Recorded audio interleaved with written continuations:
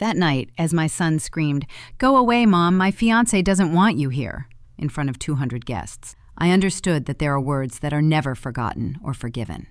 My name is Eleanor. I am 57 years old, and this is the story of how a wedding destroyed a family, but also saved my life. Now, if you enjoyed this story, please subscribe and let me know in the comments what details made your jaw drop. Oh, and don't forget to become a member to see the exclusive videos that I don't post here. I'll be there for you. It was the most anticipated day. We had planned everything for months. The Oak Haven Ranch garden filled with white flowers, the string quartet that played since dusk, the tables with linen tablecloths that I myself had planned during sleepless nights. Everything was perfect. My son Ethan was marrying Tiffany, that girl with light eyes and a cold smile who appeared 2 years ago and changed everything. I wore the royal blue dress my mother wore at my own wedding. I wore my hair in an elegant bun. I wanted to look good, dignified, as befits the mother of the groom. When I arrived at the reception hall, Tiffany saw me. She didn't say anything, just whispered something in Ethan's ear. He walked toward me with quick steps, his jaw tense. I knew him. It was the same look he had when he was a kid, and he knew he'd done something wrong, but he didn't want to admit it. "Mom," he began, lowering his voice, "Tiffany says your dress takes away from her, that the blue is too striking." I felt a blow to my chest, but I took a deep breath. "It's okay, son. I'll change if you want. I brought another dress in the car." "No, Mom." His voice became harsh. "It's better if you go." "What?" "Tiffany is very nervous. She says your presence makes her tense, that you've always judged her." The room was full. The music was playing. The guests were chatting, oblivious to what was happening 3 meters away from the head table. "Ethan, I'm your mother. I organized this wedding. I paid for half of this, and that's why you think you have the right to ruin my wife's day?" she yelled. The room fell silent. All eyes fell on us. Then she said it, loudly, clearly, in front of everyone. "Go away, Mom. My fiancé doesn't want you here." I felt something break inside me. I didn't cry. I didn't scream. I just nodded, grabbed my purse, and walked toward the exit. No one stopped me. No one followed me. I got in my car and drove back to the Oak Haven Ranch. The keys hung around my neck as always. Those keys my father left me before he died, along with the land, the house, the legacy of 4 generations. The same keys Ethan had wanted since he got engaged to Tiffany. I came home, took off my blue dress, folded it carefully, and put it away in the closet. I didn't sleep that night, but the next day, when the phone rang and I saw her name on the screen, I knew everything was about to change. I took a deep breath and answered, "Sometimes we trust too much in the wrong people." Have you also been disappointed in someone you loved? Tell me your story in the comments. I want to read it. "Mom," her voice sounded tired on the phone, "can you come to the ranch? We need to talk." I hung up without answering. I sat in the kitchen with a cup of coffee, the same pot of coffee that Ethan made for him when he was a child, and he woke up early to help me with the horses, because that's how it used to be. Before Tiffany, my son and I were a team. After his father died 15 years ago, it was just the 2 of us and the farm. We learned to survive together.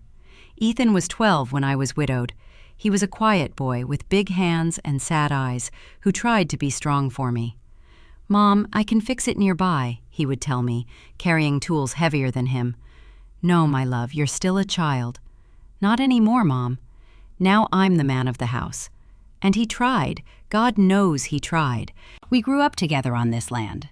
He learned to herd cows, to repair tractors, to negotiate with suppliers when I didn't have the strength to do so. He hugged me when I cried at night, when he missed his father so much that he felt he couldn't breathe. "Everything will be okay, Mom. I promise you." And he kept his promise.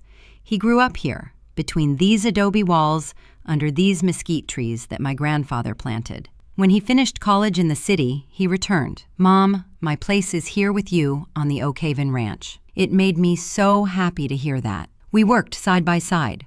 I kept the books, he took care of the cattle. In the evenings, we sat on the porch to watch the sunset, with coffee and apple pie. "You know, Mom, one day my children will grow up here like me. They'll run through these same yards. They'll learn to ride the same horses. I hope, my love. I hope you find a woman who loves this land as much as we do, he smiled. I'll find her, I promise. But it wasn't like that. He met Tiffany in a bar in the city during a business meeting. She was a business administrator, successful, modern. She wore high heels and expensive perfumes. She talked about investments and returns. The first time he brought her to the ranch, I saw the disappointment on her face. "Do you live here?" she asked, looking at the old walls, the dark wood furniture, the black and white photographs of my grandparents. "We live here," Ethan corrected. "It's beautiful, isn't it?" Tiffany smiled, but her eyes said something else. From that day on, everything changed. Ethan started coming home late. He stopped sitting with me on the porch. He talked about selling cattle, modernizing, turning the ranch into an event hall. "Mom, Tiffany has good ideas. We could make a lot of money." "This isn't a business, Ethan. It's our home." "It's both, Mom, and we have to be realistic." I'd never used that word realistic before. The keys to the ranch hung around my neck, the same ones my father gave me before he died, with tears in his eyes.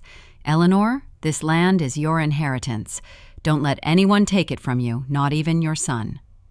At the time, I didn't understand why he said that. Now I do. The phone rang again. It was Ethan again. This time, I answered. "While I tell all this, I think about where you'll be listening to me. Write the name of your city in the comments." "Mom, please, I need the keys to the Oak Haven Ranch." His voice sounded different, colder, as if he were reading a script someone else had written for him. "What do you need them for, Ethan?" Silence on the other line. I heard voices in the background, a woman's voice. "Tiffany. Tiffany and I want to make some changes. You know, modernize a little.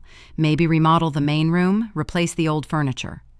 That old furniture your great-grandfather made with his own hands." "Mom, please don't start. Yesterday was enough drama." "Drama." I felt my voice crack. "You kicked me out of your wedding, and I was the one with the drama. You decided to wear that dress, knowing that, Ethan, that was your grandmother's dress, the same one she wore when she married your grandfather on that same Oak Haven ranch you now want to remodel." Another longer, heavier silence. "Mom, things change. Traditions change." Tiffany is right. We can't live in the past. Tiffany is right. Those 3 words began to define my son since he met her. "When are you going to come home?" I asked, trying to change the subject. "That's the point, Mom. Tiffany and I aren't going to live there anymore. We're going to stay in the city apartment. It's more convenient for her work." I felt like someone had taken the air out of my lungs. "But you said you were going to raise your children here, that this was your home." "And it is, but I also need to build my own life with my wife." My wife no longer said her name with affection. She said it like someone signing a contract. "So why do you need the keys?" "Because legally it's also my house, Mom. My father left it to me in his will. 50% for you, 50% for me." That was the truth, the fracture. Her father had indeed left her half of the property. But the keys, the control, the management, he left that to me, with a specific clause. Eleanor will decide the future of the Oak Haven Ranch as long as she is alive and mentally capable. Ethan will receive his share only when she so determines. My husband knew me. He knew I would never sell. He knew I would protect this land, even from our own son if necessary. "The keys stay with me, Ethan." "Mom, don't be childish. We just want to make some improvements. Maybe rent the Oak Haven Ranch for events, weddings, sweet 16s. We could generate extra income." Turning our house into a business is an opportunity. Tiffany has already spoken with an architect. We could expand the garden, build a new terrace, add a living room with air conditioning. No, Ethan, this house isn't for sale, it's not available, it's not a project." "But it's mine too." That shout, that tone, it was the voice of a stranger. "Your father left you this land to protect, not to exploit." "My father is dead, Mom." "He's been dead for 15 years, and you still live as if he'd return tomorrow." I remained silent. His words pierced me like knives. "Sorry, Mom, I didn't mean to." "You did." My voice came out calm, too calm. "And it's okay, you're right. Your father is dead, and I've lived all these years taking care of what he loved, what he built, what he dreamed for you." "Mom, but maybe you're right. Maybe it's time for everyone to live their own lives." "What do you mean?" "I mean that the keys stay with me. that the estate remains my responsibility, and that you can build the life you want elsewhere. Are you kicking us out? I'm not giving you what you asked for, your space, your independence, your own life. I heard Tiffany speaking in the background, urgently, annoyed. Ethan answered in a low voice. Mom, Tiffany says you're being selfish, that you're clinging to material things. Ethan, I interrupted him.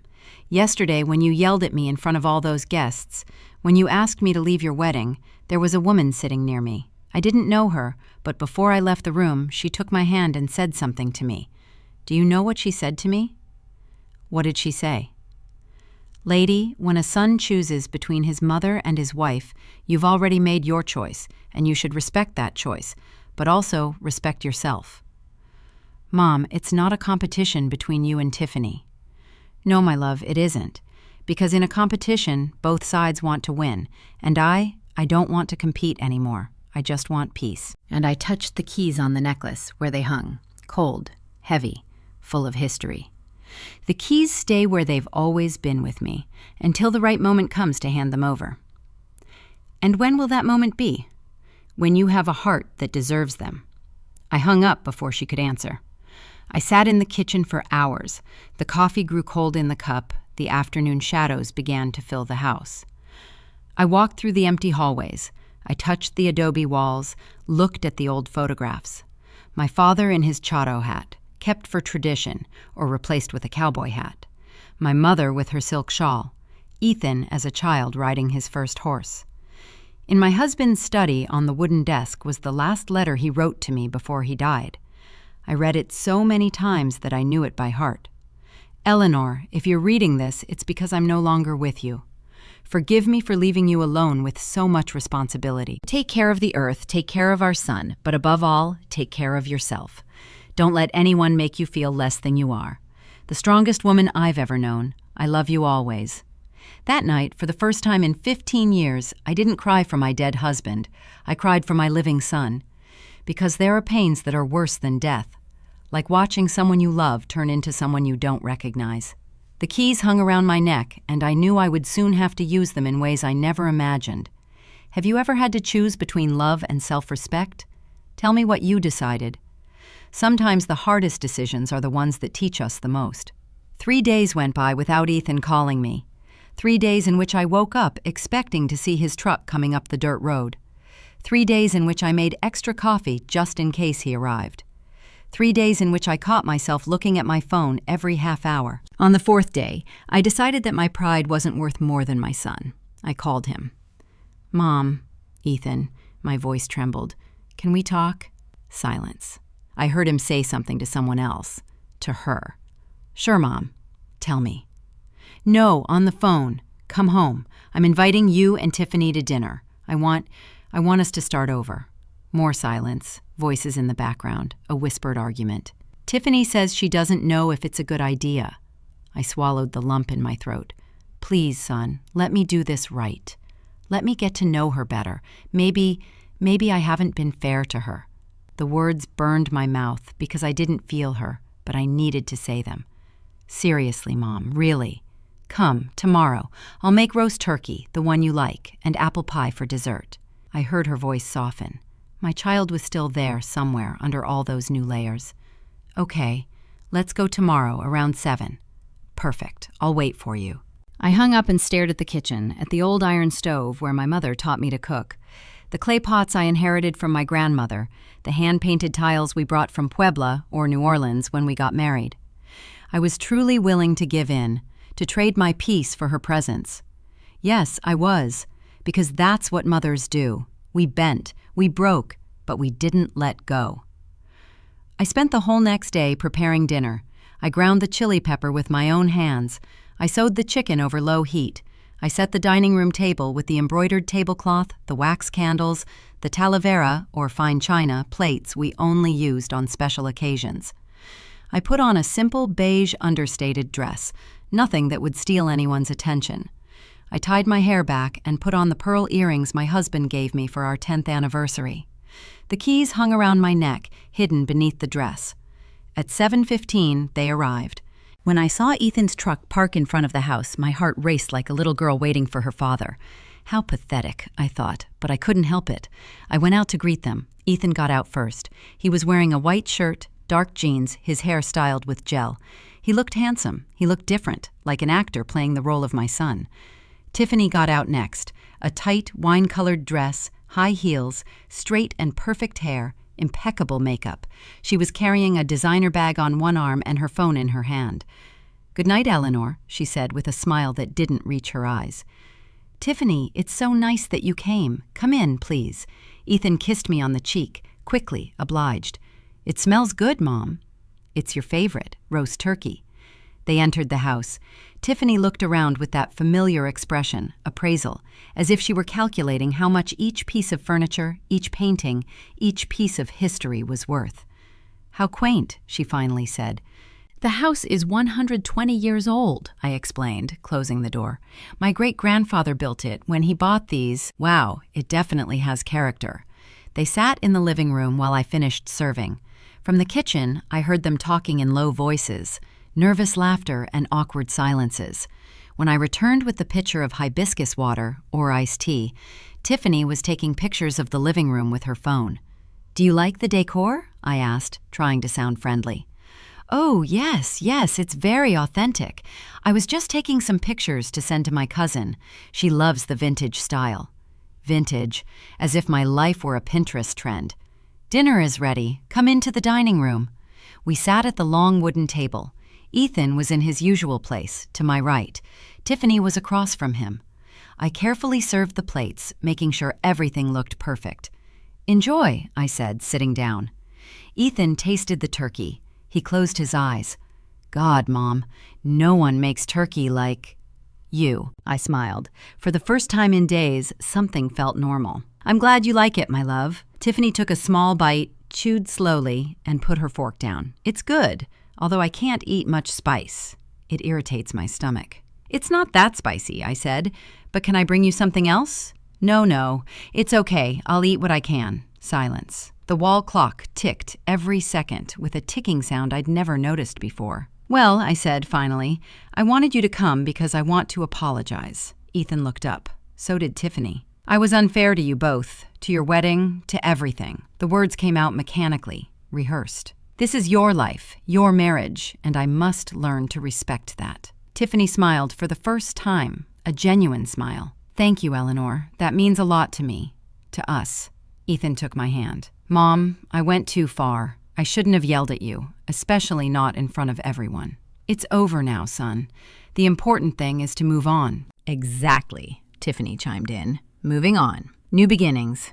We toasted with iced tea, like a normal family, as if nothing had happened. After dinner, while I was serving the apple pie, Tiffany stood up. "Excuse me, I need to go to the bathroom." "Of course, it's the second door on the left." She left. Ethan and I were left alone. "Mom, thank you for doing this. I know it wasn't easy." "Nothing is easy when it comes to you, my love, but it's always worth it." He smiled. "My boy is still there." "Tiffany is a good woman, Mom. You just need to get to know each other better." "I know it, and I'm going to try." Honestly, we talked for a while longer. She told me about her honeymoon in Cancun, or Hawaii, about plans for the apartment, about a new job Tiffany got at a transnational company. Everything sounded perfect, too perfect. Tiffany was taking a long time to return. "Is your wife okay?" I asked. "She must be touching up her makeup. You know how women are." I got up. "I'll see if she needs anything." I walked down the hall. The bathroom door was open. Empty. "Tiffany!" Silence. I kept walking. I passed my husband's study. The door was ajar. I pushed it.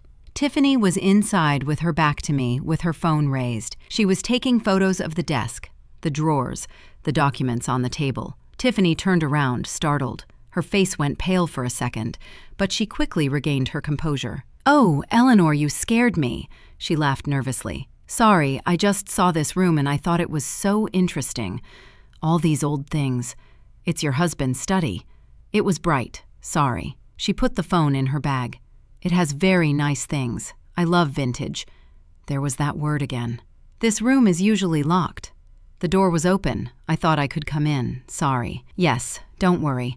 Let's go with Ethan." We returned to the dining room. Tiffany sat as if nothing had happened, smiling, relaxed. But I wasn't. We finished dessert between small conversations. Tiffany praised the house 3 more times. Ethan talked about his plans to help me with the upkeep of the Oak Haven Ranch. Maybe we could hire someone to paint the exterior walls. Mom, they look a little neglected. They're that color because it's whitewash. That's how it was done before. But we could modernize, give it a more contemporary look. Contemporary, modern, vintage, all words that they meant the same thing. Your life is obsolete. At 10, they left. Thanks for dinner, Mom. It was delicious. Anytime. This is your home. Tiffany hugged me. A cold, calculated hug. Thank you for giving us another chance, Eleanor. It means a lot. I watched them drive away down the dirt road. The tail lights of the truck disappeared among the trees. I closed the door. I walked straight to the study. On the desk, the documents that my husband had left organized were now shifted slightly, almost imperceptible, but I knew every inch of that space. Someone had gone through them. I opened the main drawer. The deeds to the property were there. The will, the land titles, everything in order. But something was missing. The envelope the envelope where my husband kept an important letter. A letter he made me promise I would only open if one day someone tried to take my property. I searched in every drawer, on the shelves, behind the books. It wasn't there. I felt a chill run down my spine. I touched the keys hanging around my neck, and for the first time I understood that I wasn't being paranoid. I was being watched. I was being studied. I was being measured to see how much longer I would be an obstacle in someone else's plans. I didn't sleep that night. I sat in the study with the lights off, staring out the window, and wondered how much time I had before they tried to take everything from me. While I tell you all this, I think about where you're listening. Write the name of your city in the comments. The next morning, I decided to search the entire house for the yellow envelope. I checked every closet, every box stored in the attic, every corner where my husband could have hidden it. Nothing. I was about to give up when the doorbell rang. It was Mr. Harrison, our family lawyer, a 70-year-old man with a white mustache and an impeccable suit, who always smelled of pipe tobacco and Old Spice. "Eleanor, good morning. May I come in, Mr. Harrison?" "What a surprise." "Sure, come in." We entered the living room. I served him coffee. He sat down with that seriousness that lawyers bring when the news isn't good. "Eleanor, I came because yesterday I received a very strange call." "Strange?" "From your daughter-in-law, Tiffany." I felt my stomach churn. "Tiffany, did she call you?" "Yes. She told me that you had asked her to contact me, that she wanted to review her husband's will, that there were questions about the distribution of the property." "I never asked her that." Mr. Harrison nodded slowly. "I imagined it. That's why I came. Eleanor, that girl, asked me very specific questions. She wanted to know if Ethan's 50% stake was transferable, if he could sell his share without her consent, if there was any clause that gave you absolute power over the estate." "And what did you tell her?" "I told her that this information is confidential, that I can only discuss it with you or your son in your presence." She became quite upset. He took a sip of coffee. "Eleanor, is something going on that I should know about?" I told her everything. The wedding, the scream, the dinner, the photos in the studio, the missing envelope. Mr. Harrison listened silently, frowning. "That envelope you mentioned was the one that contained your husband's letter." "Yes." "Do you know what it said?" "I know your husband asked me to write up a document years ago, shortly before he died, but he never told me what it contained. He only asked me to certify his signature and keep it in a sealed yellow envelope. Do you have a copy?" "No. Your husband was very clear, only an original. In his hands, he told me that it was protection, insurance." "Against what?" Mr. Harrison looked at me with those tired eyes that have seen too many family tragedies. "Against this, I suppose. Against the day someone would try to take what's his." He left half an hour later, but not before warning me, "Eleanor, be careful." I've seen cases like this. When money and property are involved, people change, even families. Ethan isn't like that. Ethan maybe not, but Tiffany. He didn't respond, because I had no answer.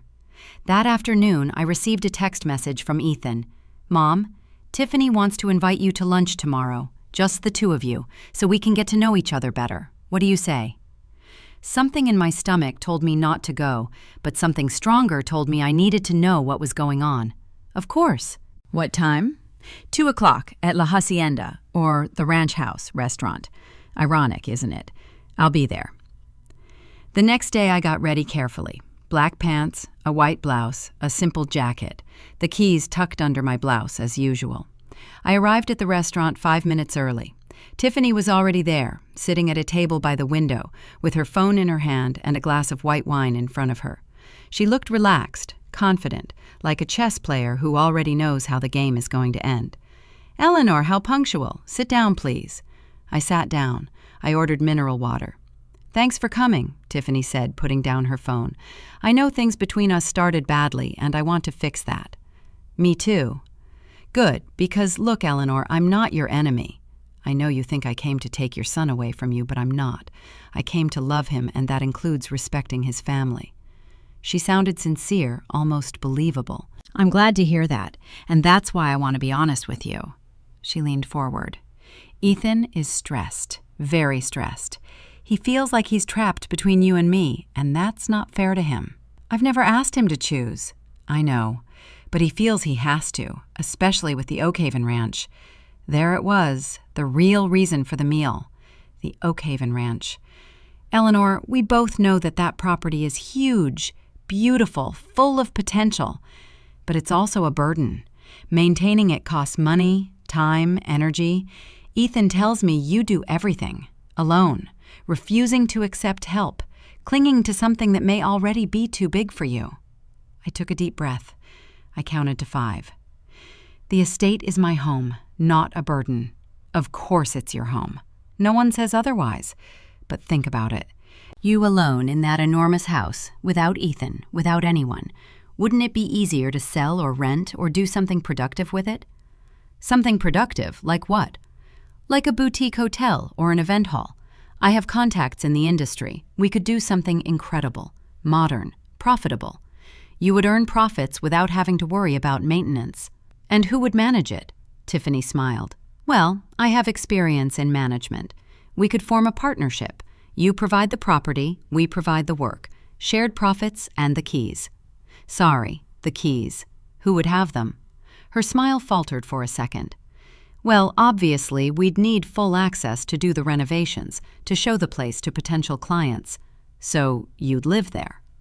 "We wouldn't necessarily live there, but we would need full use of the property. It's the only way the business would work." I took a slow sip of water, feeling each piece of the puzzle fall into place. "And where would I live?" "Wherever you want. You could buy an apartment in the city, something more comfortable, without stairs, without so much work. At your age, Eleanor, you should be enjoying life, not killing yourself in a 19th century house." Those 3 words that say, "You're old, you're no good anymore, it's time for you to get out of the way." Was this your idea or Ethan's? It was both of ours. "Ethan is worried about you. She's afraid something might happen to you there alone, that you'll fall down the stairs, that you'll get sick and no one will be around to help you. It's for your own good, Eleanor." "How considerate." Tiffany didn't detect the sarcasm in my voice or didn't care. "So what do you say? Can we at least consider the idea?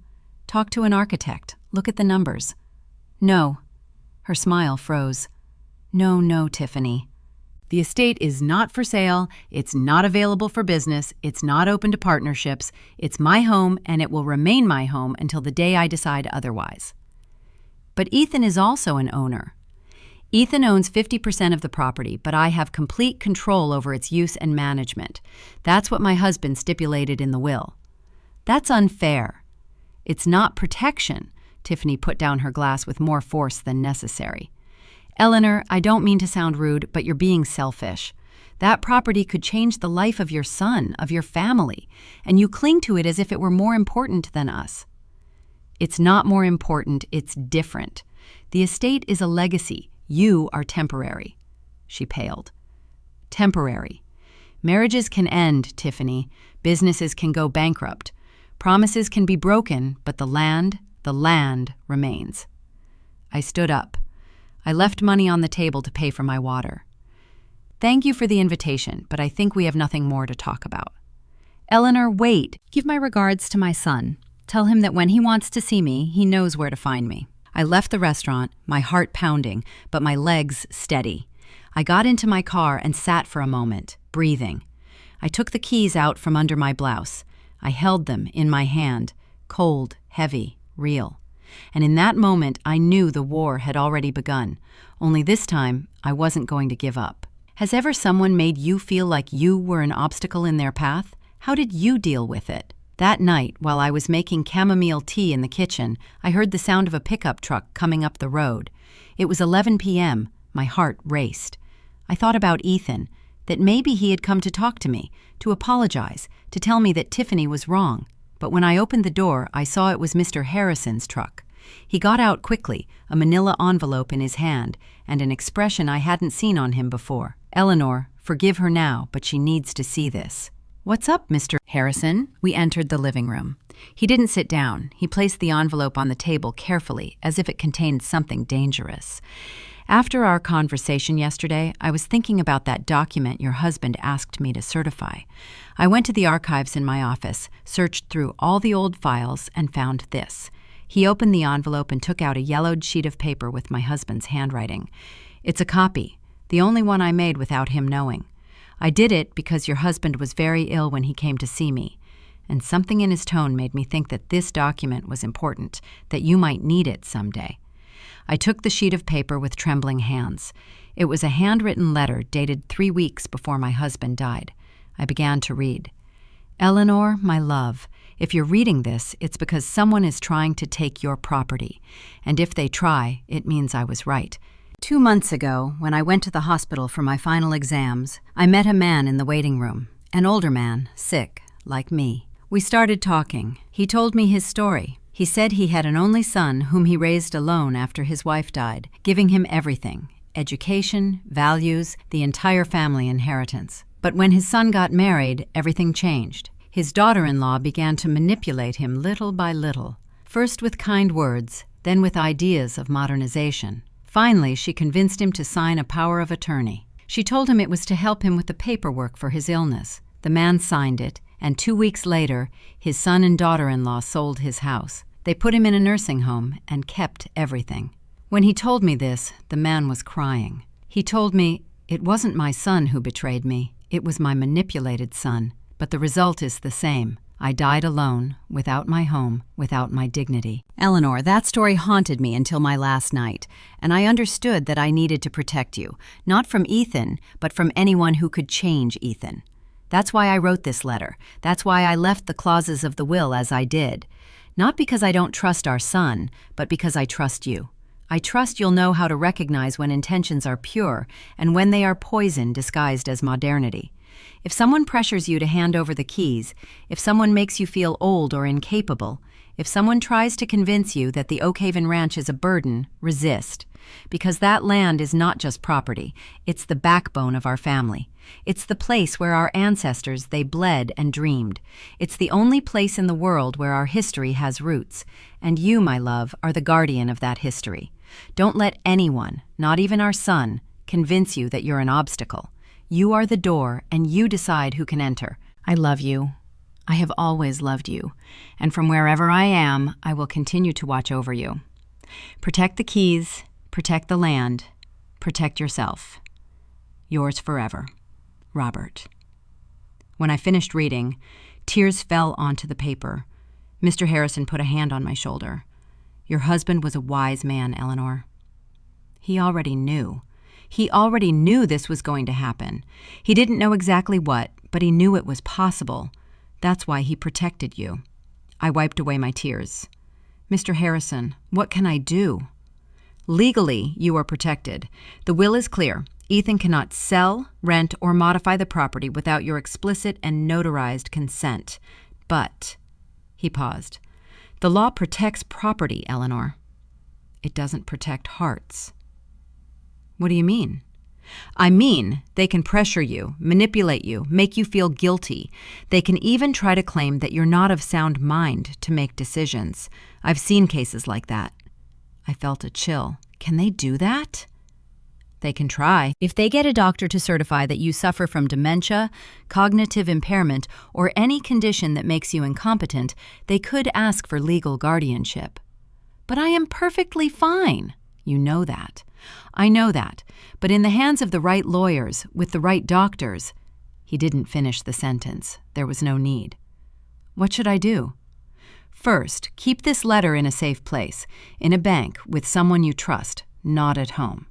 Second, go to your doctor. Ask for a complete physical and mental examination, which will certify in writing that you are of sound mind.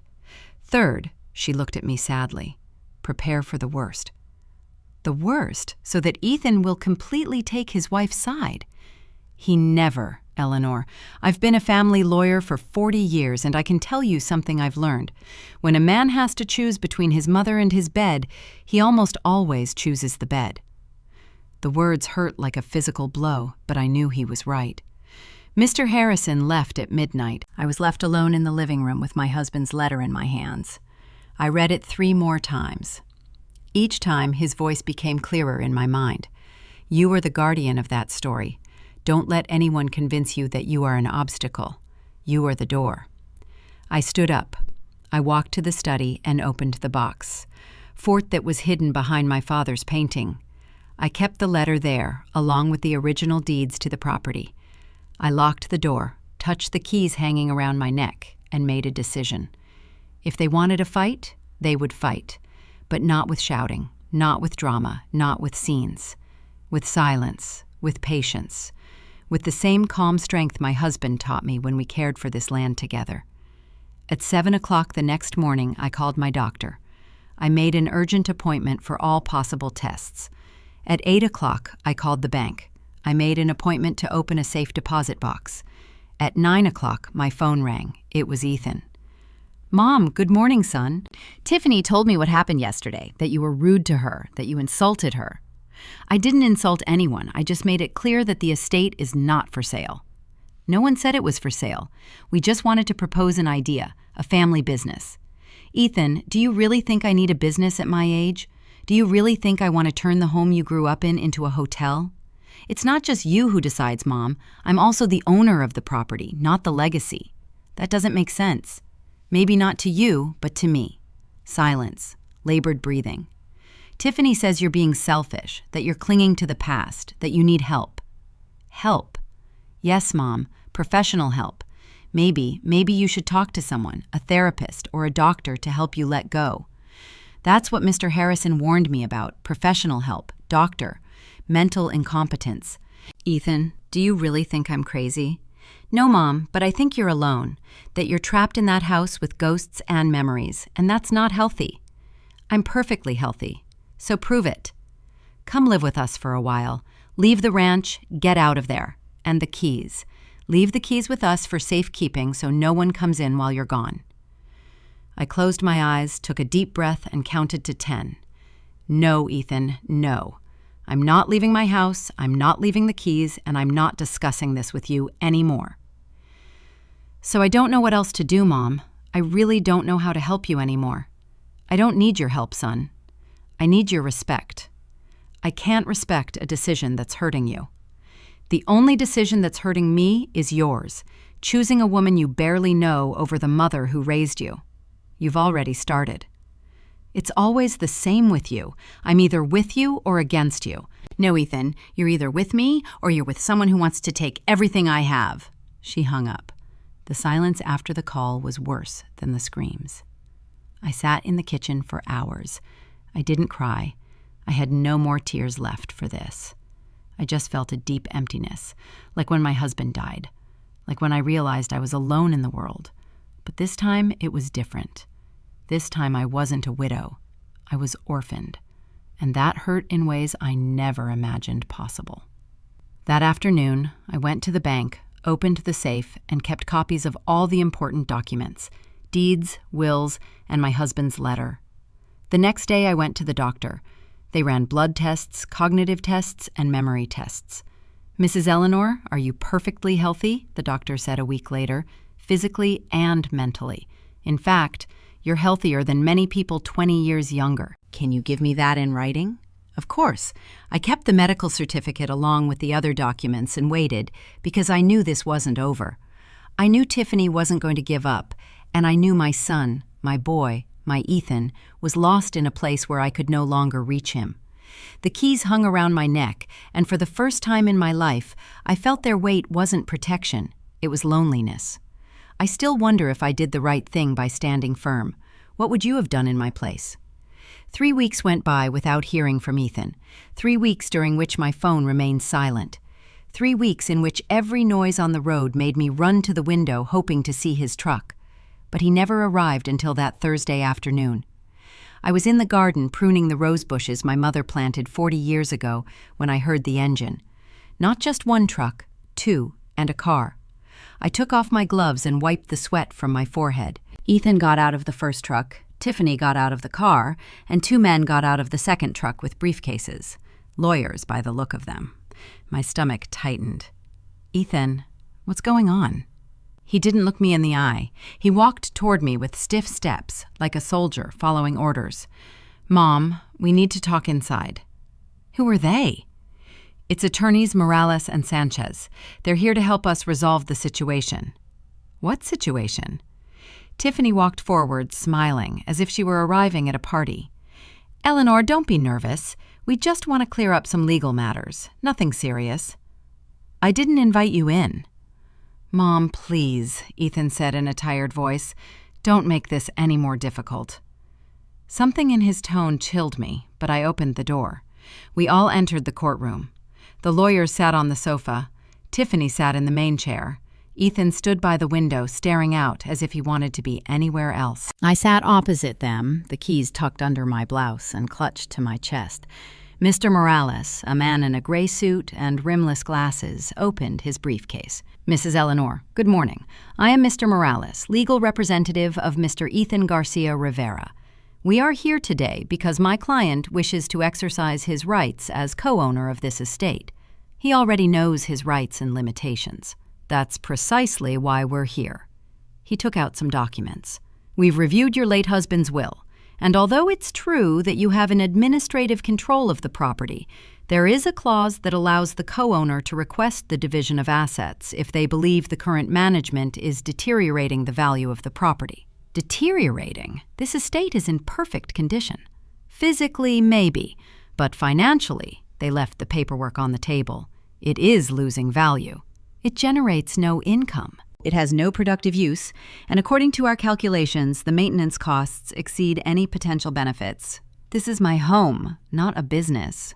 Legally, ma'am, it is both. Private property with commercial value, and my client has the right to request that that value be protected. I looked at Ethan. He was still standing with his back turned, staring out the window. Ethan, did you ask for this? He didn't answer. Tiffany did it for him. Eleanor, Ethan only wants the best for everyone, including you. Look, this place is huge, old, and difficult to maintain. You're alone here. What if you get sick? If you fall? If something happens to you and no one notices until days later? I have a phone. I have neighbors. You're 57 years old, Eleanor. And even if you're healthy now, how many more years are you going to be able to handle this? 5? 10? And then what? Are you going to let this property deteriorate until it's worthless? It's worth more than you can understand. Not everything is measured in money. The younger attorney Sanchez, with a condescending smile, intervened. Ma'am, no one is questioning your emotional attachment, but we must be realistic. This property has a market value of approximately $3 million. If it were sold, it's not for sale. Or if it were rented out for events, it could generate between $30,000 and $50,000 a month. That's more than $500,000 a year, money that could benefit the entire family. I'm not interested. Not even for the future of your son, for your future grandchildren? The word grandchildren hit me like a fist. I looked at Tiffany. She was smiling, knowing exactly what button I had just pressed. Eleanor, I'm pregnant, Tiffany said softly. 3 months. Ethan is going to be a father. You're going to be a grandmother. The world stopped. What? Ethan finally turned around. His eyes were red. It's true, Mom. That's why we need to think about the future, about providing for our son, about giving him stability. I didn't know why you didn't want to know, why you've been so busy fighting with us that you haven't realized what's happening. Tears started to burn my eyes, but I didn't let them out. Congratulations, son, really. So, understand, Mom. This isn't just you and me anymore. It's about my son, your grandson, and he deserves to have parents who aren't stressed about money, who can give him an education, opportunities, a future. And I am preventing him. You're not preventing him. You're just making things more difficult than necessary. Mr. Morales spoke again. Ms. Eleanor, my client is willing to reach an agreement. We don't want to go to trial. We don't want to make this ugly. But if you don't cooperate, we'll have to petition a judge for a forced division of assets. And in that process, many things could come to light. Things you might not want to be public. What things? Your age, your living alone, your refusal to accept help. A judge could interpret that as senile stubbornness. They could question your ability to make rational decisions. Therein lay the threat Mr. Harrison had warned me about. I have medical certificates that prove I'm in good standing. Certificates you recently requested, which in front of a judge might seem suspicious, as if you knew you were going to be questioned, as if you were preparing to defend yourself against something. I stood up. Enough. Everyone out of my house. Mom! I said out. My voice came out louder than I expected. This is my house, and as long as it is, I decide who comes and goes. Tiffany stood up, also with her hands on her barely visible belly. Eleanor, think about your grandson. Do you really want him to grow up knowing that his grandmother chose an old house over her future? I want him to grow up knowing that his grandmother had dignity, that she didn't sell her soul or her history for money. It's not just money, Ethan shouted. It's my inheritance. It's what my father left me, and you're taking it away from me. Your father left you more than property, Ethan. He left you values, principles, respect for what generations before you built. Those values don't pay bills. No, but they let you sleep in peace. Ethan walked toward me. His face was red, his fists clenched. Give me the keys, Mom. No. Give me the damn keys. The scream echoed throughout the house. The lawyers grew uncomfortable. Tiffany put a hand on Ethan's arm. Love, calm down. It's not worth it. But he was out of control. I've been patient with you. I've tried to talk. I've tried to reason, but you don't listen. You never listen. It's always what you want, what you decide, what you need. What about me? I don't matter. You matter more than anything in the world. Then prove it. Give me what's mine. Give me my inheritance. Give me my future. I took off the necklace with the keys. I held it in my hand. Ethan extended his, waiting, but instead of giving them to him, I clutched them to my chest. These keys aren't your future, Ethan. They're your past, and until you understand the difference, you won't have them. His face twisted with rage, with pain, with something I couldn't identify. Then this was over. His voice came out cold, flat. I don't have a mother. The words pierced me like bullets. Ethan, a mother who loves her child more than property doesn't do this. So you choose. Either you're on my side or you don't have a child. Don't make me choose that. I've already chosen for both of us. He turned to the lawyers. Get the papers ready. We're going to court. I want the division of assets. I want to sell my share, and I want her to leave that house. Ethan, please. You'll hear from our lawyers. He walked toward the door. Let's go, Tiffany. Tiffany looked at me with something that seemed like pity, but behind her eyes I saw triumph. I'm sorry, Eleanor. I really am. All the lawyers left first, then Tiffany, and finally Ethan. He didn't look back, didn't say goodbye, just got in his truck and drove off. I stood in the doorway, keys in hand, watching the 3 trucks drive away down the dirt road.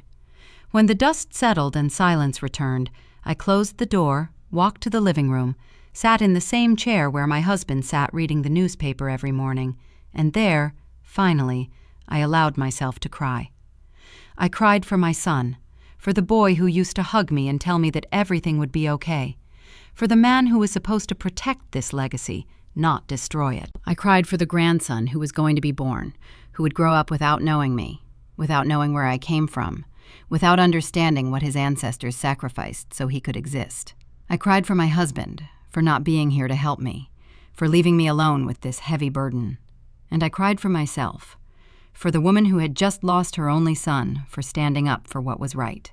But when I finished crying, I wiped my tears, stood up, and put the keys back on my neck, because there was something Ethan didn't understand. something Tiffany would never understand. Mothers lose battles. We lose children, we lose years of our lives, but we don't lose our dignity. And that night, alone in that enormous house, surrounded by silence and memories, I understood something. Sometimes the greatest love you can give is to let go, even if it destroys you, even if it kills you, even if it leaves you alone, because children aren't property, but dignity is. And I had chosen mine. Have you ever had to let go of someone you love to save yourself? That night, I learned that sometimes love is also saying no. 2 months later, I received the court papers, a complaint for division of assets, a request for forced sale, arguments about poor management and asset impairment. Mr. Harrison reviewed them with me in the kitchen. Eleanor, this is going to be long, maybe years, and expensive. We can win legally. Yes, the will is clear, but emotionally, he looked at me with sadness, we've already lost. He was right. That night, I didn't sleep. I sat on the porch gazing at the stars, listening to the silence of the earth, and then I knew what I had to do. The next morning, I called Mr. Harrison. I want to make a new will. Are you sure? Absolutely. I went to his office. I dictated my last wishes in a firm voice. I, Eleanor Martinez, widow of Garcia, being of sound mind, declare the following. The Oak Haven Ranch will remain under my administration for as long as I live. Upon my death, the entire property will pass to a family trust that may not be sold, divided, or modified for 50 years. My son Ethan will receive 50% of the profits generated by the property. If it is rented for cultural, educational, or historical events, never for private commercial purposes. The other 50% will be managed by a foundation that will protect historic haciendas in Texas or the state. If my son attempts to contest this will or sell his share, he will lose all his rights and his percentage will pass entirely to the foundation. The keys to the Oak Haven Ranch will be handed over to the director of the foundation. This is my will, and it is irrevocable. Mr. Harrison looked at me for a long moment. Eleanor, do you know what this means? It means that no one will win this war, neither he nor I, but the land will. I signed the documents, had them notarized, sealed, and went home in peace for the first time in months. 2 weeks later, Ethan found out.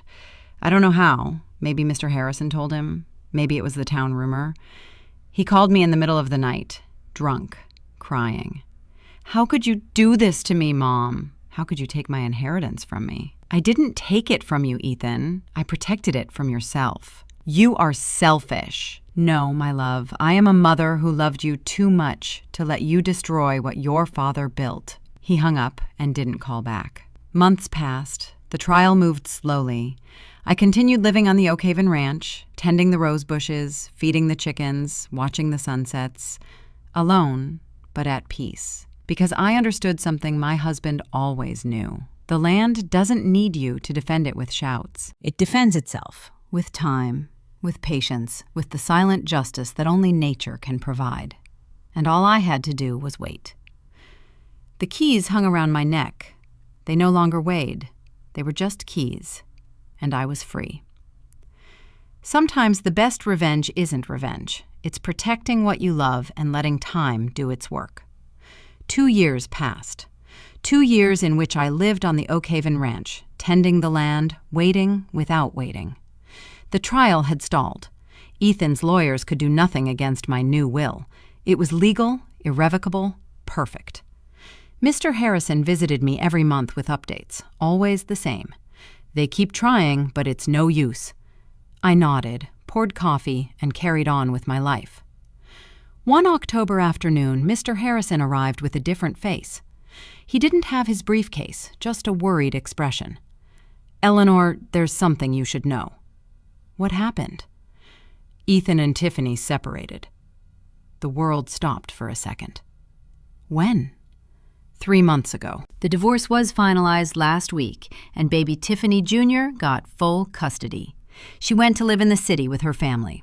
Ethan has supervised visitation every 2 weeks. I sat down slowly. My legs wouldn't hold me up. What happened? Mr. Harrison sighed. What always happens with those kinds of women. When she couldn't get what she wanted from you, she started looking elsewhere. She met a hotel owner, rich, older, with no family. He paused. Ethan discovered her with him, in the apartment they shared. I felt a mixture of pain and sadness so profound that I didn't know what to say. How is he? He's not doing well, Eleanor. Very bad.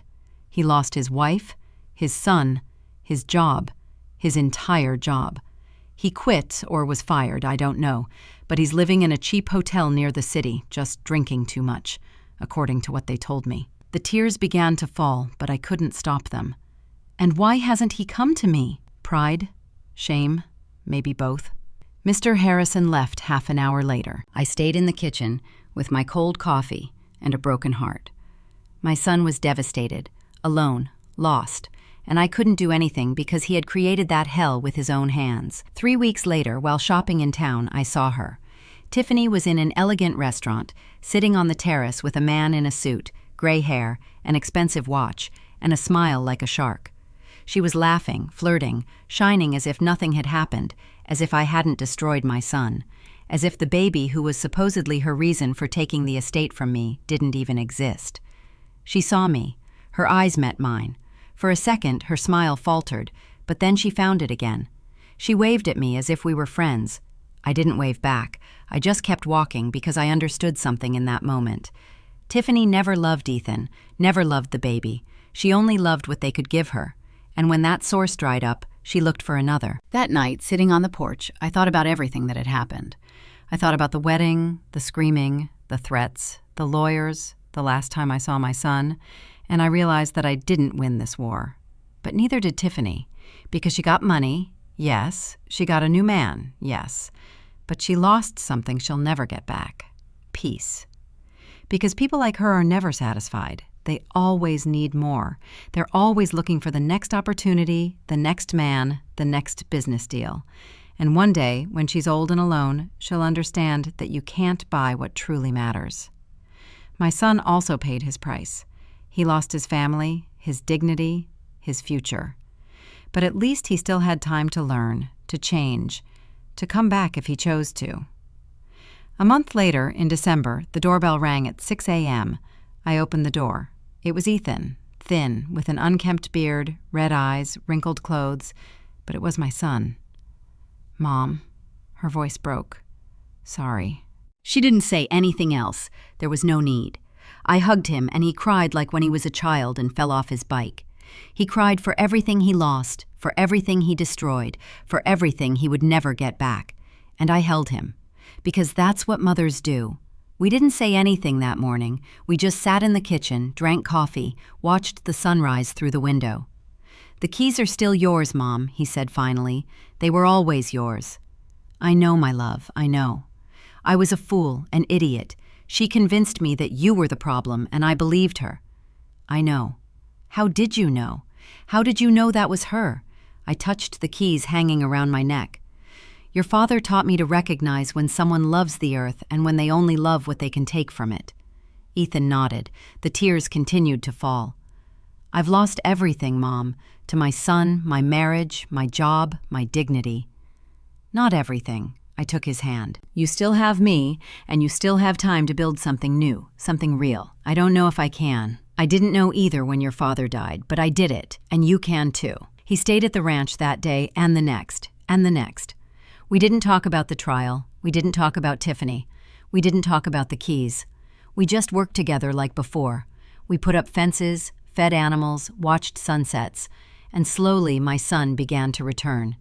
Not the man who married Tiffany, but the boy who once promised to take care of this land. Life always takes its toll.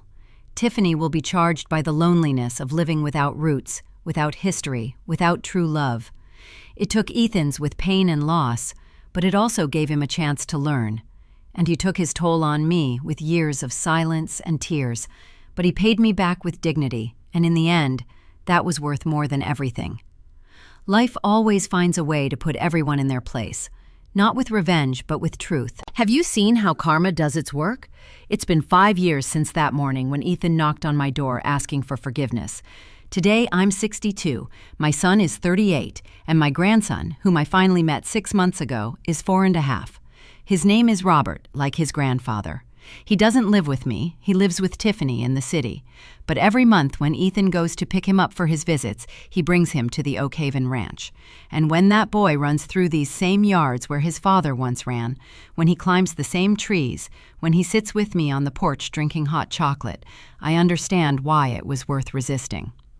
Ethan lives in the village now. He works in a mechanic's shop. He earns little. He lives in a small apartment, but he's sober. He's in therapy and is learning to be the man his father wanted him to be. The trial ended 3 years ago. Ethan's lawyers withdrew the lawsuit when he returned. Mr. Harrison helped me change the will one last time.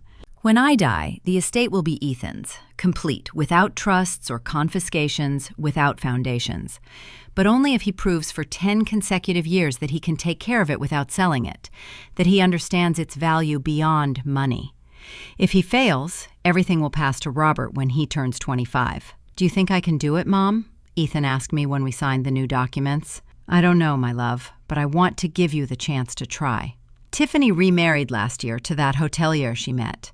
They live in a modern mansion, travel the world, and post perfect photos on social media. Sometimes I look at those photos and wonder if she's happy. I think not, because I've learned that happiness doesn't come from having more. It comes from needing less. And she will always need more. I saw her once more, 2 years ago, when she came to drop Robert off for summer vacation. She got out of her imported car wearing designer clothes with sunglasses that hid more than the sun. She looked perfect, as always, but when she took off her glasses to talk to me, I saw something in her eyes I'd never seen before. Empty. Eleanor, she said with a smile that didn't reach her eyes, the ranch looks so good. Are you still here? I'm still here. It should be peaceful, being alone without worries. It's peaceful, I said, because I'm where I belong. Something in my tone made her blink. I am where I belong too, she said quickly. My husband and I are very happy, very successful. We just opened our 3rd hotel. I'm happy to hear that. An awkward silence followed. Robert ran toward me shouting, "Grandma!" with that pure joy that only children possess. I hugged him, picked him up, twirled him around. When I put him down, I saw Tiffany looking at us with a strange expression, almost like envy. "Take good care of him," she said, getting into her car. "I'll be back in 2 weeks." She left without saying goodbye to Robert, without hugging him, without telling him she loved him. Because some people never learn that love can't be bought. It's built with time, with presence, with sacrifice. My son is learning slowly, with pain, with mistakes, but he is learning. A month ago, while we were working together in the garden, he told me something I will never forget. "Mom, now I understand why Dad left you the keys. It wasn't to control me, it was to protect me from myself." I touched the keys that still hang around my neck. "Your father was always wiser than I." "No, Mom. You were wise together, and I was the fool who took too long to understand." I hugged him. My boy, my man, my son. It is never too late to learn my love. Today, as I write this in my mind, sitting on the same porch where I have spent half my life, I see Robert playing with the chickens. I see Ethan repairing it near the corral. I see the trees my grandfather planted. I see the adobe walls my great-grandfather built. And I understand something that took me 62 years to understand. Life isn't about winning or losing. It's about protecting what we love, even when it costs us everything. It's about knowing when to hold on and when to let go. It's about understanding that true love doesn't ask, it gives, but it also sets limits. People once called me selfish, stubborn, a bitter old woman, clung to the past.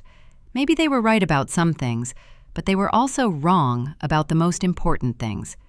I didn't cling to the past. I protected the future of that child who now runs free in this land, the future of my son, who is learning to be a man, the future of all the generations that will come after me. The keys that hang around my neck are no longer just metal and rust.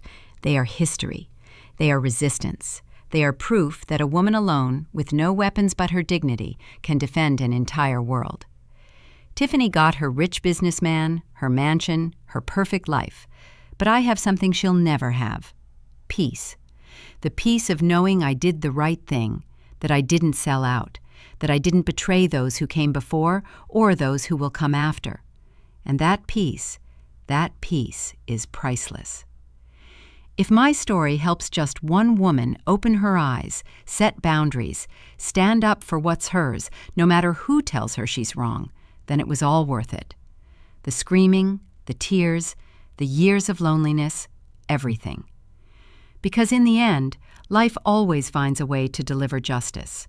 Not with revenge, not with yelling, but with time, with truth, with natural consequences that come when we least expect them. Tiffany learned that money can't buy love. Ethan learned that some things are worth more than an inheritance. And I learned that letting go of someone you love doesn't mean stopping loving them.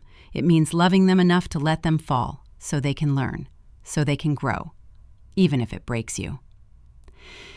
My name is Eleanor, I'm 62 years old, and this was the story of how I lost my son to save us both. The keys are still with me, and they'll stay here until the right time comes, because now I know something I didn't know 5 years ago. The right time isn't when I decide, it's when my son is ready to receive them. And on that day I will rest in peace, knowing that the land where I was born, where I cried, where I endured, will be in the right hands. Thank you for listening to me until the end. If this story touched your heart, share it with someone you love. Sometimes a story like this can change everything in a day.